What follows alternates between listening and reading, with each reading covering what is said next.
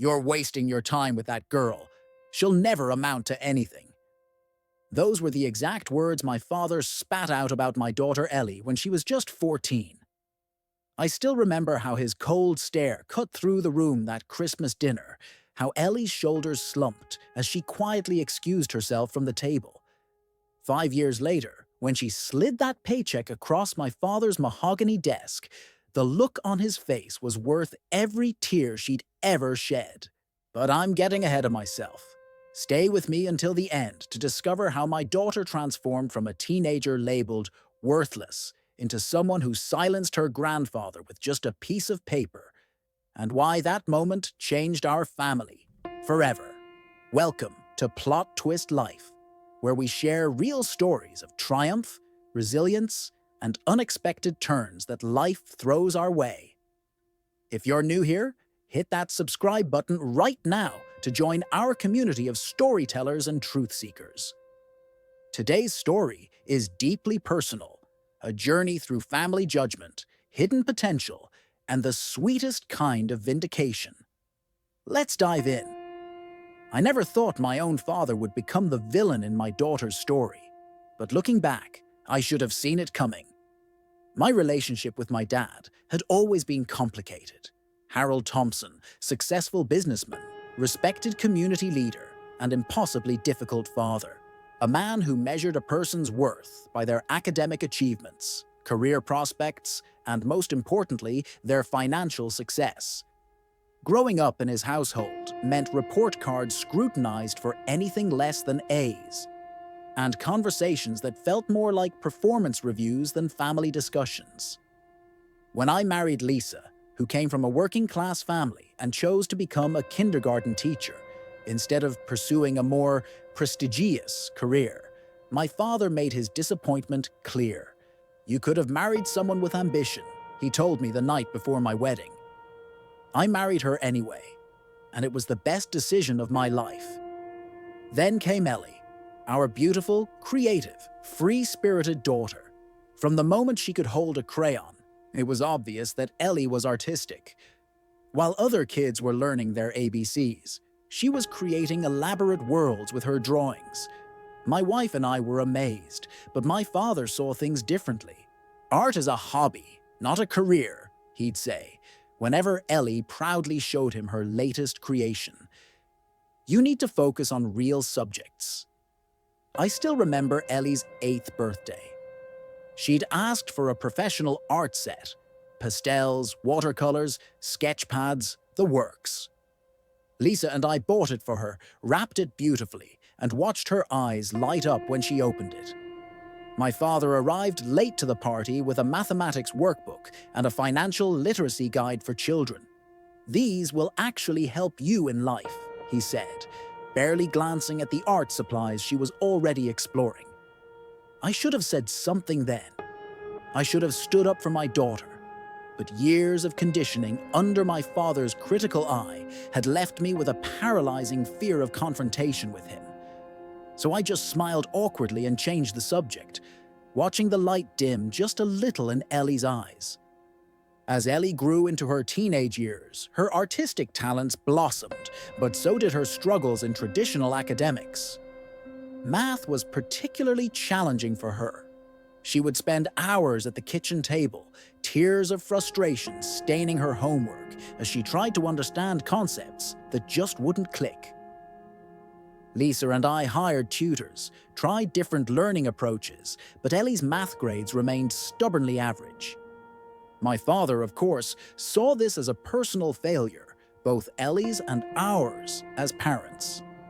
"She's not applying herself," he'd say during our monthly family dinners. "You're too soft on her." In my day, children weren't allowed to fail. Each comment was like a small cut to Ellie's confidence. I could see her withdrawing more and more, speaking less at family gatherings, hiding her artwork when my father visited. But even then, I didn't fully grasp how deeply his words were affecting her. Then came that fateful Christmas dinner when Ellie was 14. She'd just received her fall semester report card, all A's and B's, except for a C in advanced mathematics. Lisa and I were proud of her improvement, especially considering how much she'd struggled the previous year. Ellie had also recently won a regional art competition, and her painting was being displayed at a local gallery, her first public exhibition. When we shared the news at Christmas dinner, my father's response was immediate and cutting. A gallery showing? What good is that going to do her in the real world? He scoffed, cutting into his turkey with surgical precision. And a C in mathematics. That's barely passing, Daniel. Dad, she's worked really hard this semester, I defended, feeling my chest tighten. Clearly not hard enough, he countered. You're wasting your time with that girl. She'll never amount to anything. The table fell silent. My mother gasped quietly. Lisa's hand found mine under the table and squeezed hard, a silent plea for me to say something more. But it was Ellie's face that haunts me to this day, the color draining from her cheeks, her eyes welling with tears she refused to let fall, the slight tremble of her chin as she folded her napkin and quietly asked to be excused. I didn't follow her immediately. That's another regret I carry. Instead, I sat there, anger building as my father continued eating as if he hadn't just crushed a 14-year-old spirit. That was completely uncalled for, I finally said, my voice shaking. Someone needs to tell her the truth, my father replied without looking up. The world doesn't reward mediocrity or impractical pursuits. The sooner she learns that, the better. I found Ellie later, curled up in the guest bedroom, her sketchbook open but untouched. When I sat beside her, she didn't look at me. Is Grandpa right? She asked, her voice small. Am I worthless because I can't do math like everyone else? The question broke something in me. I pulled her into a hug so tight she squeaked in protest. No, Ellie, not even close, I whispered fiercely. Your grandfather is wrong. Dead wrong. And I'm sorry I didn't say that louder at the table. But words can only heal so much. The damage was done. And what I didn't realize then was that this moment would set in motion a chain of events that would change all of our lives in ways I couldn't have imagined.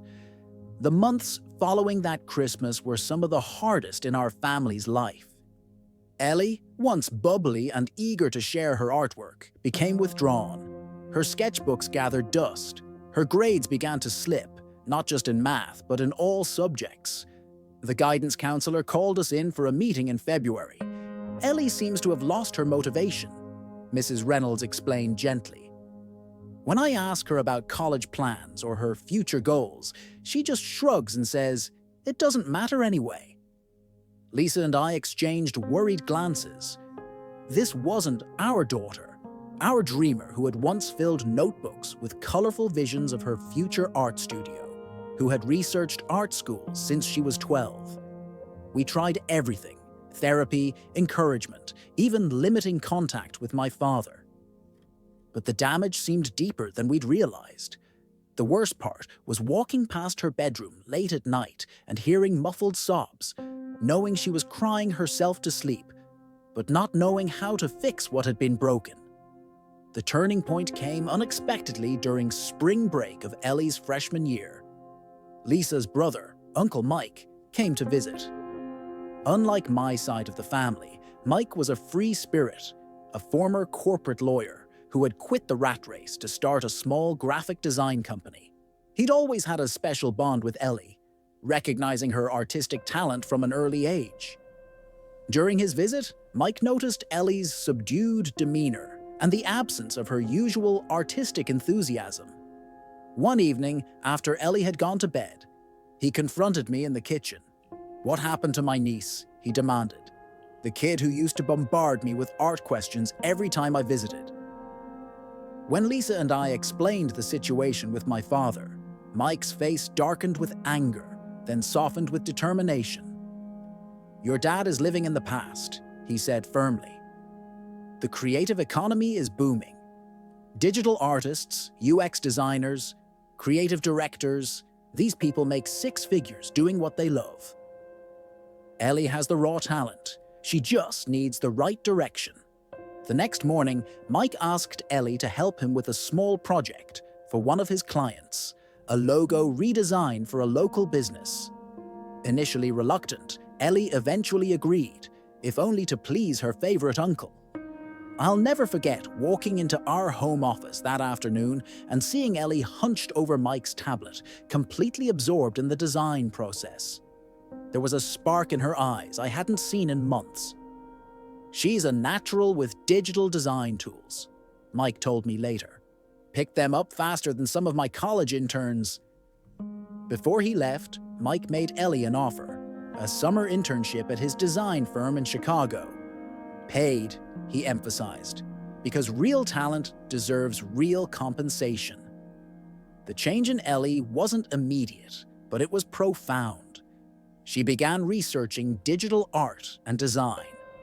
New sketchbooks appeared, filled with logo concepts and user interface mock-ups, alongside her traditional art. Her grades improved marginally, not because she suddenly loved mathematics, but because she discovered that certain types of design required understanding proportions, ratios, and even basic coding. When summer came, Ellie flew to Chicago for her internship. Lisa and I were nervous, our 15-year-old daughter in the big city, even if she was staying with her uncle. But the weekly video calls revealed a transformation. Ellie was thriving, working alongside professional designers, contributing to real projects for real clients. She was building not just skills, but confidence. "Did you know that user experience design uses psychology and art together?" she exclaimed during one call, barely pausing for breath as she explained her latest project. And Mike says, "I have a natural intuition for user behavior." When Ellie returned home for sophomore year, she was changed. Not completely healed. My father's words had cut too deep for that. But she had found a direction, a purpose that even the specter of his disapproval couldn't fully dim. But our family dynamics remained strained. My father, upon learning about Ellie's internship, dismissed it as playing around with computers and suggested that Mike was filling her head with unrealistic expectations. Family gatherings became less frequent, with Lisa and I making excuses to avoid bringing Ellie into my father's critical orbit. Meanwhile, Ellie continued her quiet transformation. Each summer she returned to Mike's firm, taking on more responsibility. During the school year, she took additional online courses in design and digital art. Her traditional academic performance remained uneven, brilliant in subjects she connected with, merely adequate in others. But her portfolio grew impressive. By her senior year, Ellie had already earned enough from freelance design jobs to buy her own professional-grade computer setup. College applications were sent out, not to the prestigious business schools my father had always envisioned for his grandchildren, but to programs specializing in digital design and creative technology. When the acceptance letters came, along with substantial scholarship offers based on her portfolio, Lisa and I were ecstatic. Ellie, however, seemed reserved in her celebration. "What's wrong, sweetheart?" Lisa asked as Ellie stared at the acceptance letter from her top-choice school. "This is everything you've worked for." Ellie looked up, her expression determined rather than joyful. "It's not everything yet," she said quietly. "There's still someone I need to prove wrong." I knew immediately who she meant, and a chill ran down my spine. After years of minimal contact, Ellie wanted to confront my father. College transformed Ellie in ways I couldn't have imagined. She chose a program that combined creative design with technology and business applications. A curriculum that played to her artistic strengths while building the practical skills that even my father might respect. But unlike many college students who lose touch with home, Ellie remained purposeful in her communication with us. Weekly calls detailed not just her social life or classroom challenges, but specific projects, industry connections, and her growing freelance client list. It was as if she was building a case, piece by piece, collecting evidence for a trial that only she knew was coming. Her first year, she landed an on-campus job at the university's marketing department, creating promotional materials that caught the attention of the department chair. By sophomore year, she was balancing classes with a prestigious internship at a tech startup, redesigning their app interface. The CEO said my design increased user engagement by 37%. She told us during a weekend visit home, her eyes gleaming with quiet pride. They want me to stay on part-time during the school year. Lisa and I exchanged glances. Our daughter was thriving, her confidence growing with each success. But there remained a shadow. She never asked about my father, never mentioned his name. Yet somehow, I sensed that every achievement was mentally catalogued as ammunition for an eventual confrontation. Junior year brought another leap forward. Ellie's design for a healthcare app won a national student competition, earning her not just recognition but connections to venture capitalists interested in developing the concept further. They're talking about funding a full build-out, she explained over Thanksgiving dinner. If it goes to market, I'll get equity in the company, plus a design credit. My mother, who visited occasionally without my father, marveled at Ellie's accomplishments. "Your grandfather should see you now," she said, then immediately looked apologetic for mentioning him. Ellie just smiled, a small, knowing smile that didn't quite reach her eyes. "Someday," was all she said. By senior year, Ellie was no longer just a student, but an emerging professional. The healthcare app had launched in beta, receiving positive industry reviews. Her freelance client list included 2 Fortune 500 companies. Job offers started arriving months before graduation, competitive packages from design firms, tech companies, and creative agencies. After careful consideration, she accepted a position as a senior UX designer at a leading digital health platform in Boston, with a starting salary that made Lisa and I do a double take. "Are you sure these numbers are right?" I asked, staring at the offer letter Ellie had forwarded to us. "Completely sure," she replied, her voice calm but with an undercurrent of satisfaction. Plus stock options, healthcare, and a signing bonus. Nay, the contrast with my father's predictions couldn't have been starker. The worthless girl who would never amount to anything was entering the professional world with more accomplishments at 22 than many achieve in a lifetime of work. Graduation day arrived in May, sunny and perfect. Lisa and I watched with tears in our eyes as Ellie walked across the stage, graduating with honors. My mother came too, though my father had declined the invitation with a vague excuse about business commitments. At the small celebration afterward, Ellie surprised us with her plans. "I want to have a family dinner before I move to Boston," she announced, "with everyone, including Grandpa." Lisa looked concerned. "Are you sure that's a good idea, honey? It's been years since you've really spoken to him." Ellie's expression was calm, determined. "I'm sure. It's time." I called my father that evening, extending the invitation for dinner at his house the following weekend. To my surprise, he agreed readily, perhaps sensing an opportunity to reconnect with the granddaughter who had become a stranger to him. As we prepared for the dinner, I worried about Ellie's intentions. Was this about reconciliation or revenge? When I cautiously broached the subject, Ellie's answer was revealing. "I'm not going to make a scene, Dad," she assured me. "But I do need him to see me, really see me, for who I am now. Not for who he decided I was when I was 14. The night of the dinner, Ellie dressed with careful precision. Professional but not showy, successful but not flaunting it. She carried a small portfolio case that she wouldn't explain when I asked about it. The determined set of her shoulders reminded me of Lisa before an important parent-teacher conference, and I realized with a start that my daughter had fully grown into herself. As we pulled into my parents' driveway, Ellie took a deep breath. "Whatever happens in there," she said quietly, "I want you to know that you and Mom were right all along. About me. About what I could become." I had to swallow hard past the lump in my throat. "We always knew," Sweetheart, always. The moment we stepped into my parents' house, I could feel the weight of unspoken history pressing down on all of us. My father, now 73 but still commanding in his presence, greeted Ellie with awkward formality, as if meeting a colleague's child rather than his own granddaughter. "Eleanor," he said, using her full name as he always had. "Congratulations on your graduation."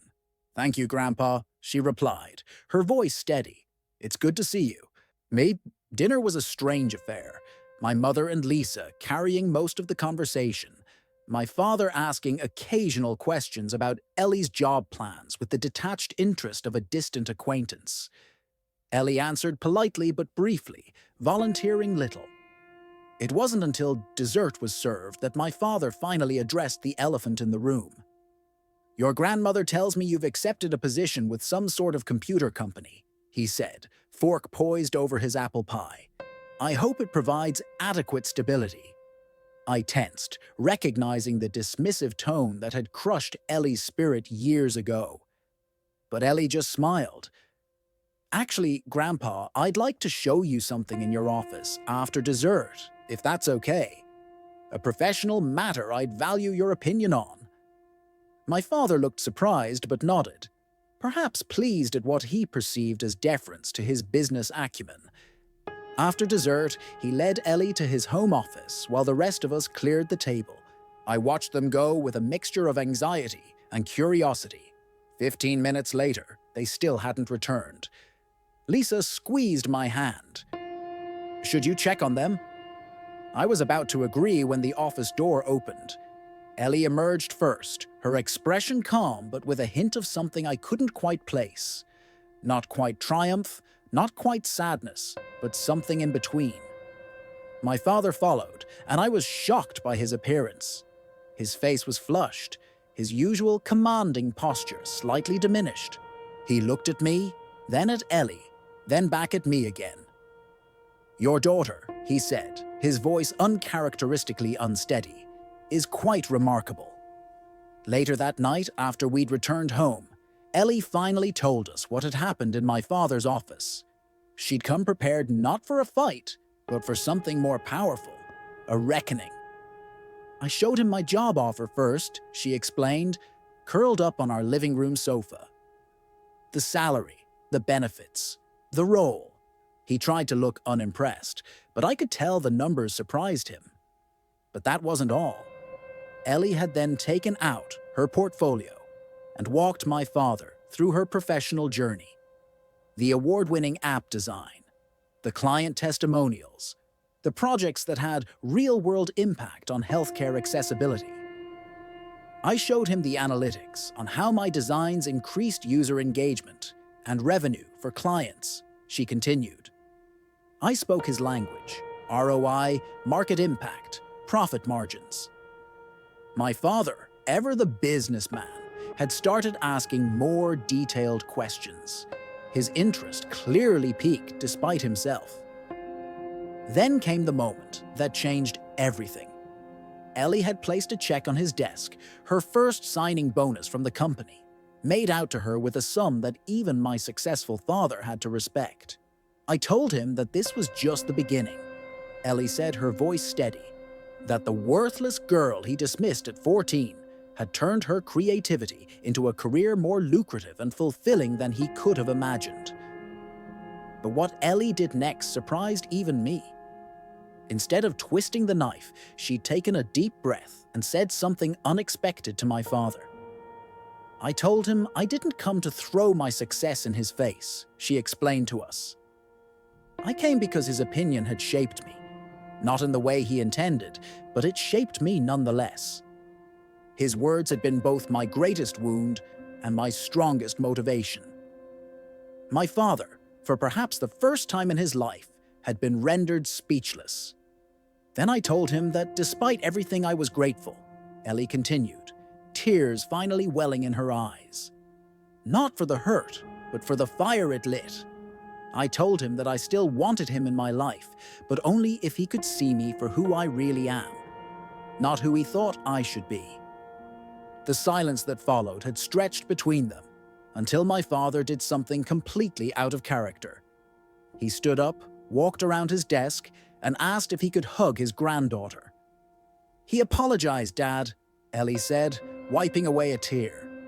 "Not in so many words. You know how he is. But he said he'd been wrong. That he'd misjudged both my potential and the changing world of work.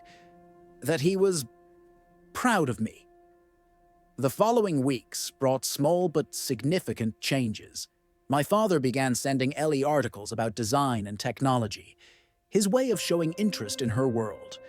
He called occasionally to ask questions about her work, listening in a way he never had before.